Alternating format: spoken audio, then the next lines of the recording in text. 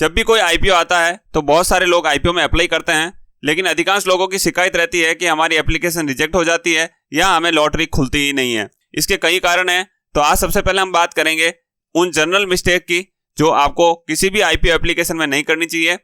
उसके बाद हम बात करेंगे कि एलआईसी आईपीओ में आपको कौन सी मिस्टेक्स नहीं करनी चाहिए। नमस्कार, आप देख रहे हैं पोस्टल दोस्त। तो सबसे पहले बात करते हैं जनरल मिस्टेक्स की। जब भी आप आईपीओ में अप्लाई करते हैं तो आपको अपनी कैटेगरी पता होनी चाहिए। यदि आप रिटेल कस्टमर है तो आपको इंडिविजुअल कैटेगरी के अंदर आपको अप्लाई करना चाहिए। जब भी आप किसी आईपीओ में अप्लाई करते हैं तो आपको पहले ही ये माइंड सेटअप करना चाहिए कि आपको वह शेयर लॉन्ग टर्म रखना है या केवल आपको लिस्टिंग के टाइम प्रॉफिट बुक करना है। उसके हिसाब से ही आपको आईपीओ में अप्लाई करना चाहिए। जिस भी कंपनी में आपका डीमैट अकाउंट है उस कंपनी की रिकमेंडेशन भी आपको देख लेनी चाहिए कि आपकी कंपनी उस आईपीओ के बारे में क्या व्यूज रखती है। एक पैन कार्ड से एक ही एप्लीकेशन लगती है तो अलग अलग ऐप से आपको अलग अलग अप्लाई नहीं करना चाहिए। एक बार आप यूपीआई मैंडेट को अपनी यूपीआई ऐप के अंदर जब अप्रूव कर देते हैं उसके बाद में जब तक आपको अलॉटमेंट नहीं होता है तब तक आपको ऑटो पे को कैंसिल नहीं करना चाहिए। आगे बढ़ने से पहले चैनल को सब्सक्राइब जरूर कर लें। अब यूपीआई को लेके कौन कौन सी मिस्टेक्स हम करते हैं। आईपीओ एप्लीकेशन के अंदर यूपीआई मैंडेटरी है तो यूपीआई से लेकर भी काफी कुछ मिस्टेक्स यहाँ पर कर दी जाती है। सबसे पहले आप आईपीओ के अंदर जो अप्लाई कर रहे हैं वह अमाउंट आपके डीमैट से लिंक बैंक अकाउंट में होना चाहिए। आईपीओ का पैसा आपको अपनी डीमैट अकाउंट में ऐड करने की जरूरत नहीं है।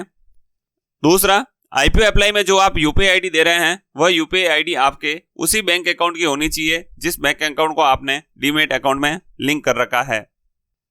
साथ ही जब आप यूपीआई आईडी भरते हैं तो उसमें आपको @ यानी कि यूपीआई का हैंडल आराम से चेक कर लेना चाहिए। जो भी हैंडल आपकी ऐप में दिख रहा है वही यहाँ पर होना चाहिए।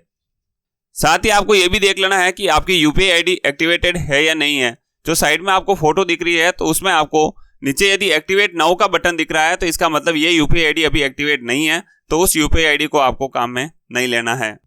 जब आप आईपीओ अप्लाई कर देंगे तो आपको अपनी यूपीआई ऐप के अंदर एक ऑटो पे मैंडेट का नोटिफिकेशन आएगा, तो उसको अप्रूव कर लें।